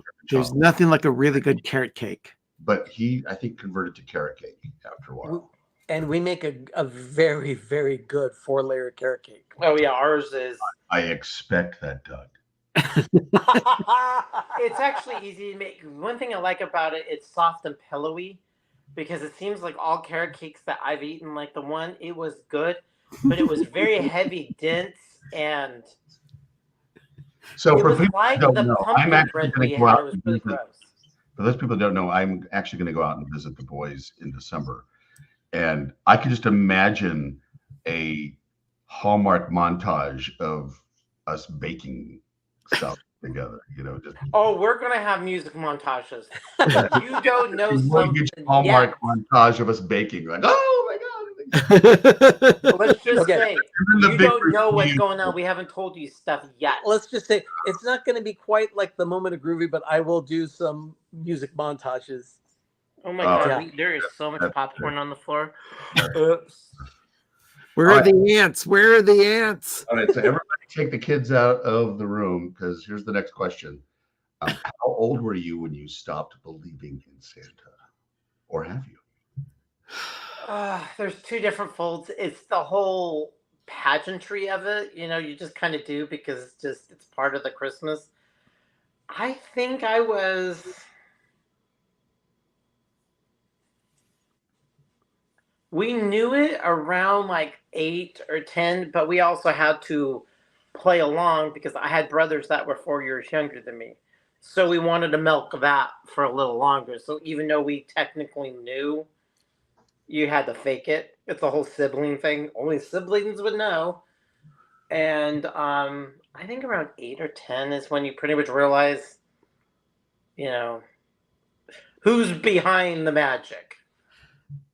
Arnie and I grew up with a brother and sister who were 8 and 6 years older than us. And we always opened our presents on Christmas Eve. So we really didn't have a chance to nurture a belief in Santa. Yeah. Oh, we did. Oh, big time. But I'll tell you, after watching some Hallmark movies, you kind of wish that it was really there. I still remember to this day, I must have been 5, 6 years old. And my older brother, coming up and waking me up in the bed and saying, he came, Santa came, and just darting out of my bed and us running into the living room and seeing the presents that were around the tree. And just, oh my gosh, to this day, I remember that and that sense of wonder that you had as a kid. And I got all of the cool toys. I got like the Weeble Wobble Don't Fall Down boat, all the cool stuff that was cool back then, all the Fisher Price stuff, which is why Chad is so endearing. But yeah, I mean, so I remember at least, I know at least until about 5, 6, 7 years old. Maybe not as far as 7. Maybe by the time I was in first grade, it was done. But I do remember that particular memory. It had to be 5 years old. Yeah. And I do remember that Christmas. It was really funny. Not funny, but my older brother and I, we were into what are the little cars called? The Hot Wheels? The Hot Wheel cars, right? And we had a store next to our house or near our house called TG&Y. I don't know if anybody's ever heard of TG&Y. I've heard of TG&Y. Okay, it was basically a discount store. It was next to the Piggly Wiggly that I was talking about earlier. And I went in there and I saw this car that I really liked, but I thought my brother's not going to like that, and we didn't have much money to spend, so I got him the car that I thought he would like. And then when we got to Christmas Day, I opened my present. He got me the car I liked. I got him the car he liked without us even knowing it. Oh, That's awesome. You know, That it's is awesome. a buck, probably not even a buck, whatever it was. But that's, those are the fun Christmas memories I remember from childhood. And my mom will tell you, and I know she's watching, she and I would be the ones to go out and get the Christmas tree. If there was a Christmas tree to be had, my mom and I went out, no matter when it was, to go pick out the Christmas tree. So, all right, are we on to the next one? Here we go. Yeah. If money were no object, what kind of Christmas presents would you buy? for me, I'd buy travel. I'd take everyone on vacations. What was that? Because vacation is well, it may not be tangible, they're memorable. What was Yeah, that? I mean that's true, Arnie, because there's an old saying that we only possess what we experience. Yeah, that's true. Really think about what that means. A trip really is kind of the gift that keeps on giving, in the truest sense of the word. Yeah, I know. Well, our mom is gone now, and I still remember with great fondness trips that I took with her to Puerto Rico, to Disneyland, to Walt Disney World. I made him cry because I ordered something at a very special place at Disneyland, and one of the little macarons was lemon. So when she went around and explained every one of these custom-made chocolates and macarons, she said, "That's lemon." I'm like, "Oh, just like your mom." And he burst into tears. Well, it wasn't that long ago. Well, It wasn't that long ago. Come on. Well, to be honest, it just was, yesterday walking down Main Street, I did get a little weepy. Yeah, because I had memories of taking mom. yeah, I was just feeling the same thing. I saw a decoration that was right in the dead middle of Disneyland. And I had the thing, and I'm like, "Oh, wow." And I stopped. And our friend just grabbed me and started patting me around. He goes, "It's okay." And it's like, I feel this is like my first time. And I've gone hundreds of times. But it's like, it felt different this time. It was really weird. Mm-hmm. So it was just a really great day. But yeah, for me, if money was no object, vacations, giving people experiences. I would probably listen closely to some of the most outrageous fantasies of family members and really close friends, and then take full advantage of those suggestions and just make dreams come true.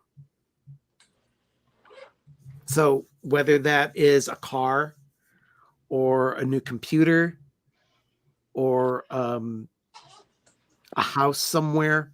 I mean, if money was no object, that would be what I would be doing. That's a hard question to answer, I think. You really have to give some thought to this, because if money were no object, you could literally fulfill whatever wish anybody had. You could buy someone an island. But it's what is the best thing that you could do for that person. Yeah.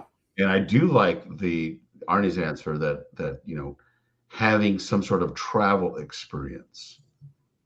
Now they wouldn't probably care for that. They're like, "Give me the money." But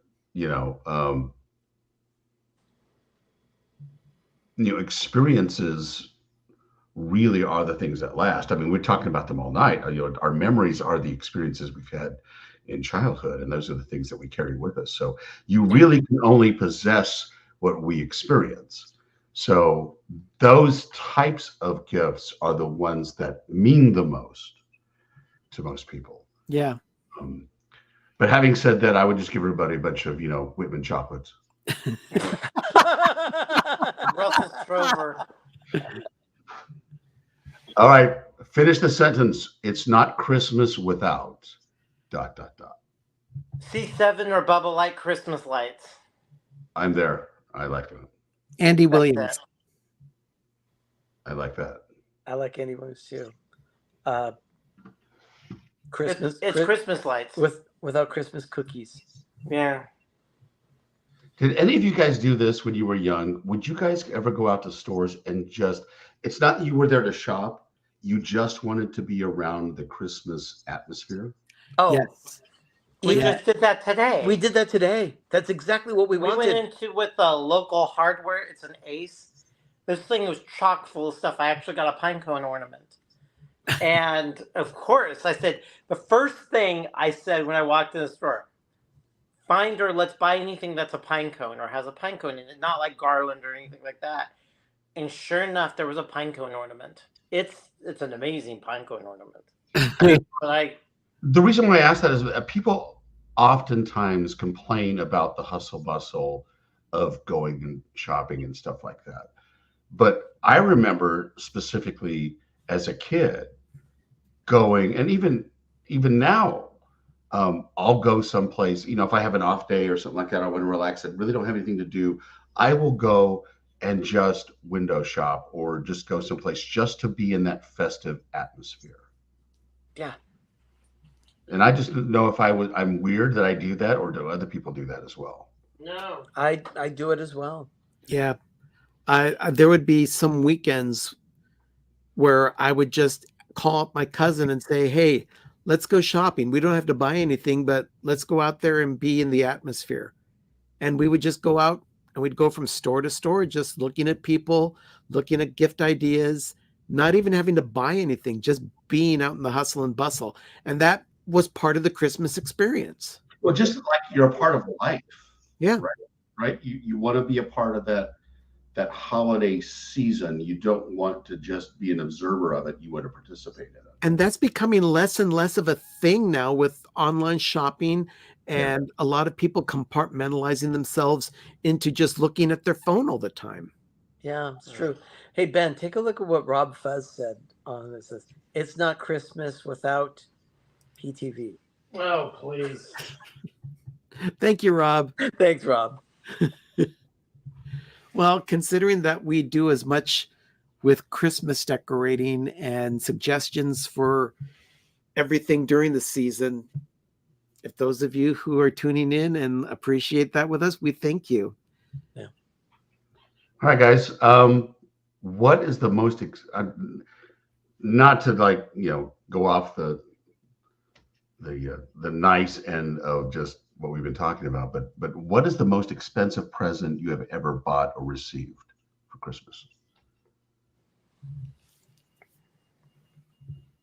That we bought for others and that you think you received. Or received, yeah. What is the most expensive present you have ever bought or received for Christmas?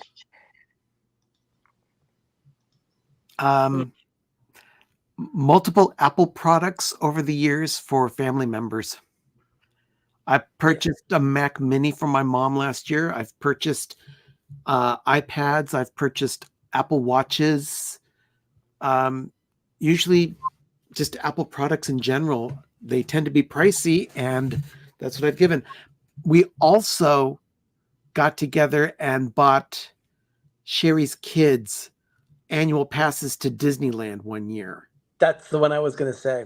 Yeah, I lost my job in 2004, and everybody pooled all their money away up, and enough of them, and just outside people, and I got gift cards for an annual pass for the following year. So I was given Disneyland for the whole year. Yeah, and that's what we did. We gave Disneyland to our family. I would say that.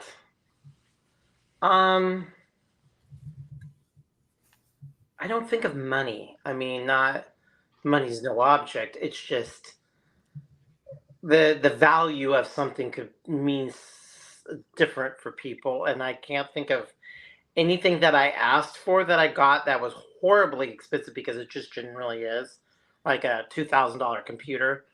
I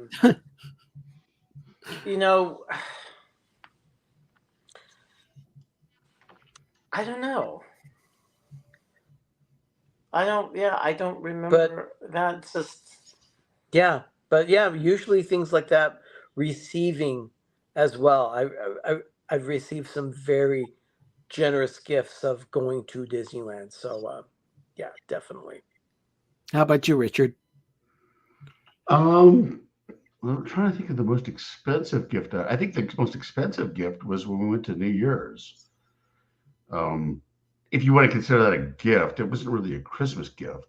Oh, it truly was a gift. it was truly a gift, was but a it was gift. done in April, so we had not halfway to Christmas. It was It was, 3/4 of the way to it was Christmas. purchased early. Yeah, but it was a wonderful gift to receive. Yeah. And that was It was that was a fun week in the concierge lounge. And I will always remember it. That was the last time I've been to Disneyland.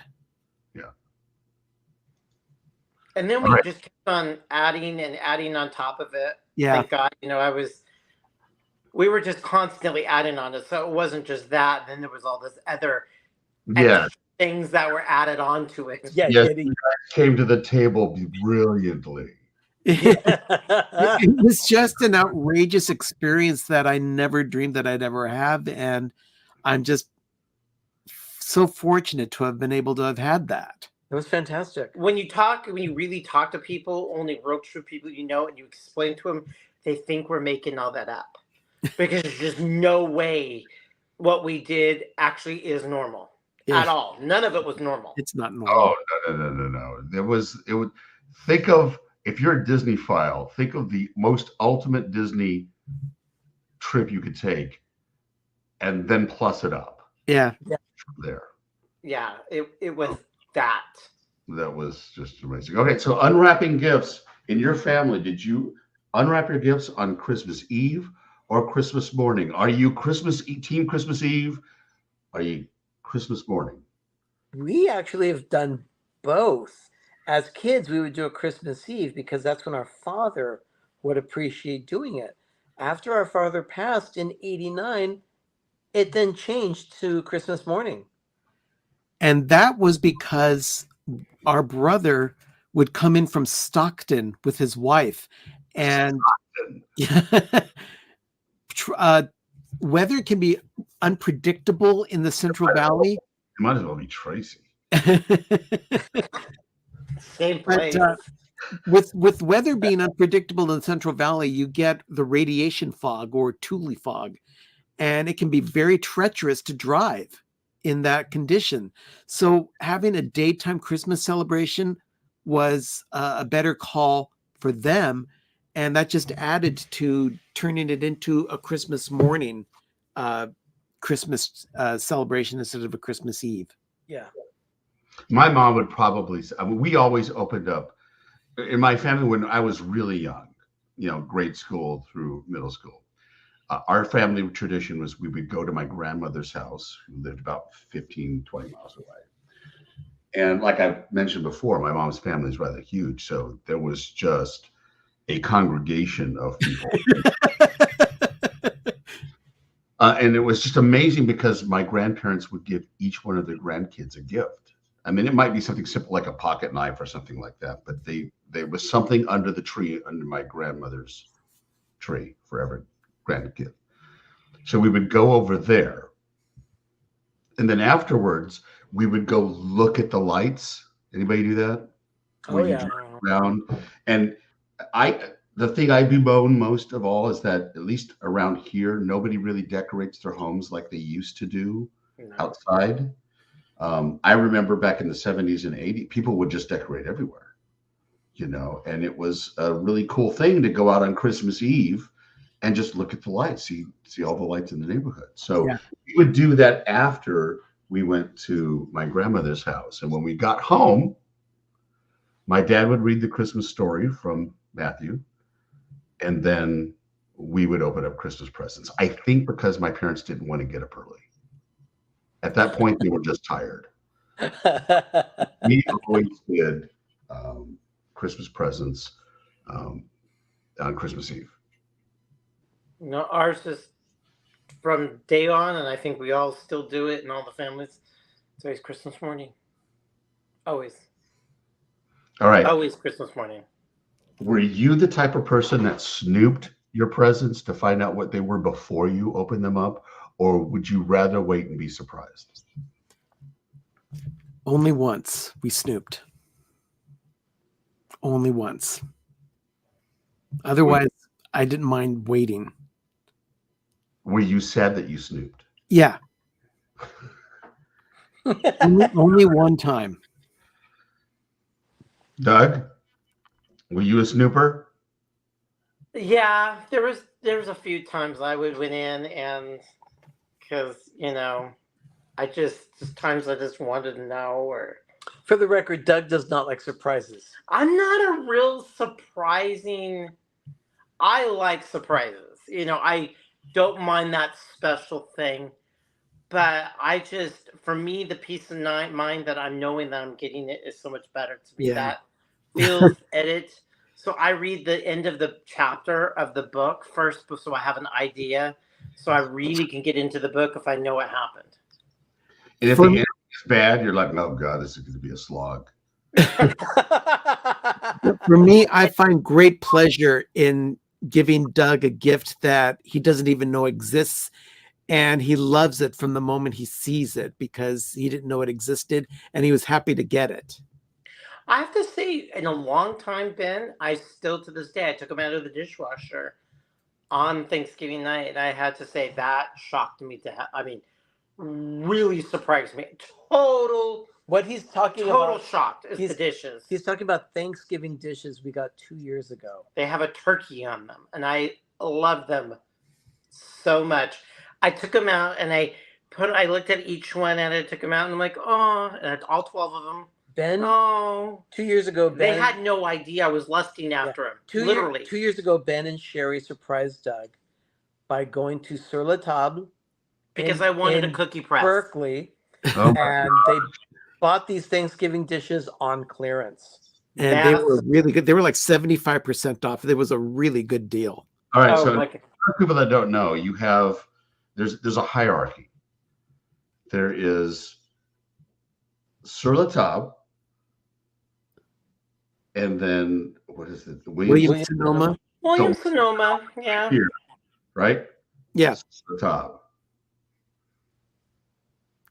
Agree? Don't disagree. Agree. Yeah. Sur La Table has that other. They're that a little bit more fancier. William Sonoma is just a little bit more basic. It still gives me the feels. William Sonoma is more corporate, and Sur La Table plays more to the person who wants to be in the kitchen. Yeah, the real cook. Yeah. And kudos to Ben for pronouncing it correctly. Sur La Table. Yeah. Oh, my late friend, we always called it Surly Table. Sur La Table, friends are on the table. Yep, it's on the table. So, the Sur La Table is basically the higher. If you're going to get KitchenAid, it's the highest end KitchenAid they sell. Yeah. We bought a lot of stuff. Oh my God. Yeah. If you're going to get Wusthof knives, which I personally love, it's the highest end Wusthof knife that you can get. Okay, we have Wusthof. We have. I'm more of a Japanese knife. Global. Yeah, and we also have Shun. Now, see, you guys have got the good stuff. But at least you got some good stuff in there. Yeah. See, the funny thing is that Arnie I like the German blades. I know that the Japanese do impeccable blades, or the Japanese do, but the German Wusthof is just. Oh no, it's incredible. Now, Arnie and Doug did a lot of hunting and gathering for the first few years that they knew each other, before they knew that they wanted to find a place like they got at the villa. And once they moved in, their kitchen was completely stocked. Then came 2022. And literally our house is 100%. We could open up a kitchenware store. There is just Doug's good friend passed away and practically willed her entire kitchen to him. Yep. Everything. And Books. and no better person to give that type of gift to. Well, everybody who was talking about her and that was dealing with her, like, oh yeah, she wanted you to have it. So, yeah, I'm like very blessed, and yeah, it's a whole different story. I don't. There's not enough YouTube time to go into that. Jonathan makes a note of Japanese people eating KFC at Christmas as a tradition, but from what I understand, KFC in Japan is a lot different than the KFC that's served in America. It's gotta be. Oh no, it's huge. KFC. The same goes for 7-Eleven. Yeah. I think we all could. Does KFC taste the same as KFC when we were kids? No. No. At all. No. That's funny that you said that because we had Plaza Inn fried chicken yesterday. Oh, It was delicious. And a Cobb salad, which was just out of this world. And we were talking about chicken. And this thing, I know we're killing you guys. And we wouldn't tell you at the other place that we ate. But we did bring up this whole thing about fried chicken. And they said, oh, God, we can't eat the stuff that we ate as kids because it's not the same. It's not that our taste buds changed. The food has changed. You see, I've always argued if McDonald's would open up a classic McDonald's where they fried their fries in beef tallow, where they actually fried their burgers, where they actually fried their apple pies, if they actually did their shakes the way they used to do their shakes, if the kids of today could taste McDonald's that we had in the 1970s, it would absolutely decimate their new stores. Yeah. But it would open up an entirely different, the whole thing about how McDonald's got to where it was is because everybody thought, well, saturated oil is bad, so they got rid of beef tallow. Well, now we know that beef tallow is actually pretty good for you, that the whole fat is good for you. But nobody knows what real McDonald's tastes like anymore. Nobody knows the French fries that if they got cold was harder than a rock. They were completely inedible. But they were absolutely freaking delicious right out of the fryer. Yeah. The molten apple pies that would just burn your mouth. Yes. Oh, my God, didn't I send you that thing? Yeah. About, they had a picture of a meme of a volcano oozing, and then underneath it was the fried apple pie of the 80s of McDonald's. Didn't I send it to you guys Yes, you just did. like last week or Yes, you so? Oh, Goldman Sachs. Well, they love us. let's do one more question and then we'll wrap things up. Okay, well, let me do a couple of rapid fire ones. Okay. Okay, so eggnog or hot chocolate? Hot chocolate. Eggnog. Okay, cozy sweaters or pajamas? Pajamas. Pajamas. I have my. I don't know if you can see this, but you can't probably because it's dark in here. But these are you got. Oh, thank you for presenting me. These are reindeer pajamas that I have, and they are so comfy. So, there you go. All right, Rudolph or Frosty? Rudolph. Wreaths or stockings? Stockings. Gift cards or cash? Gift card. Gift card. Cash. Peppermint or gingerbread? Gingerbread. Candy canes or chocolates? Chocolates. Chocolate. Ice skating or snowball fights? Snowball fight. Ice skating. I don't know how to ice skate, and I don't like things thrown at me. They're both horrible. All right, final question. Shop in store or shop online? In store. Store. I hate online shopping. It's I do not it that because I don't have to. mind It doesn't online mean I like shopping. it. I don't mind online shopping as long as I know exactly what I'm getting, but I like the experience of Christmas shopping out in the crowds. I like the hunt. I like exactly. Yeah. Like It's the this same book. reason- It's the same reason I, as a kid, would want to go out to the stores and just be in that atmosphere. I like shopping. I Yeah. like feeling the merchandise. Mhm. I like seeing. Turning the corner of that aisle and coming upon something that you go, oh my gosh. And you know that that's going to be the perfect present for someone. That's when I like shopping out and about. Or just being out in the atmosphere and just saying, wow, look at how they've decorated this store. Or look how they've done this aisle. Or it could be something just as simple and as that. Yeah. That is lost Yeah. in a lot of the newer generation that just are, the TikTok generation just doesn't know. Yeah. They just don't know. No, they don't. I think it's all. It's actually. I consider shopping being the physical, the tactile, the seal, the touch, the feel, but also it's almost like a treasure hunt. We all have had those treasure hunts as kids. It is like a treasure hunt. Yeah. Yeah. Well, I think that just about does it for this evening as far as PTV Live Lite version. It was the best we could do, Ben. Without Arnie and Doug and Sherry, we were just lost on the sea.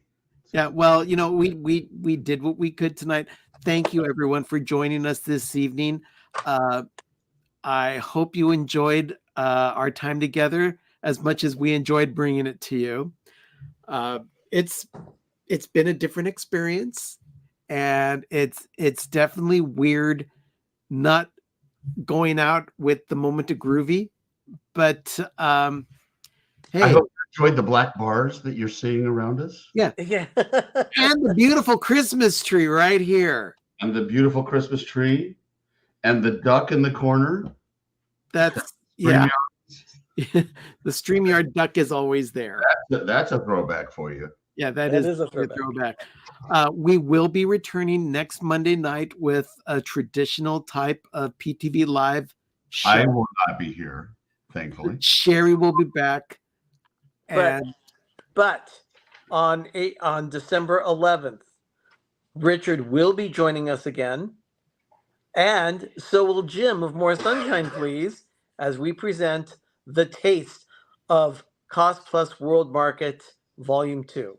Oh, that was such a blast last year. It was. If you haven't watched that episode, go back in the archives and watch the Taste of World Market last year. It actually brought a couple of throwback moments that we've featured earlier in the year that I still bend over laughing hard whenever I watch it because it was just so funny. Sherry and her one towel for Christmas. One towel. Yeah. One towel. That absolutely killed me. That story killed me. Doug and his mom's pantyhose. It was bad. Ben, what do you have coming up for Life with Ben? I'll be this coming Thursday at 10 a.m. Eastern, 7 a.m. Pacific. I will be taking everyone on a stage-by-stage tour. Richard's going to sleep really well tonight. I will be taking everyone. Last bottle of jingle. I will be taking everyone on a stage-by-stage tour of putting my tree together for this year. This is for those of you who don't know, this is my Disney tree. It always goes up in my room, and it has nothing but Disney ornaments from the parks, the stores, the cruise line. Anything that is not a Hallmark ornament with Disney is on this tree, and it's for me a labor of love. It took me about 60 to 18 hours to put together. And for those of you watching, don't fret. Next week, we'll be back to seeing Chatty in the real environment that he should be in.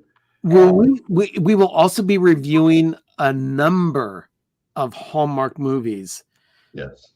Yeah, there are 10. I've only seen about 3 or 4 of them so far. And we've only seen one. And I'll also be making a Christmas-inspired cocktail, the Melakaliki Maka Mai Tai. Yeah, there's a story behind that. Is Sherry going to be back to do a craft, or is she going to? Sherry will be back, and we already have a craft in mind. Okay.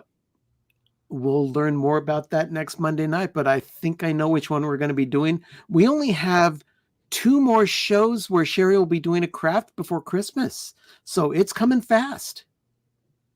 We will have 3 shows in December, and then we'll hit Christmas Day. Yeah. Well, I posted on Twitter. I hope everybody tries to celebrate the holidays in big and small ways between now and Christmas. I'd hate for anybody to wake up on Christmas Day and feel like the holidays had passed them by. So every day, try and find something to celebrate about the season. Absolutely. For me, it's not Christmas Day that means the most to me. It's the entire season. So find a way to celebrate every day for the next month, because it'll be one of those things you remember for a long, long time. Yeah. Well, thank you everyone for joining us tonight. I'm Ben. I'm Richard. And I'm Arnie. I'm Doug. And I'm Gary. you've been watching PTV Live Lite Holiday Edition. The best we could do. Have a magical evening and have a great, big, beautiful tomorrow. We'll see you next week. Bye. Everyone.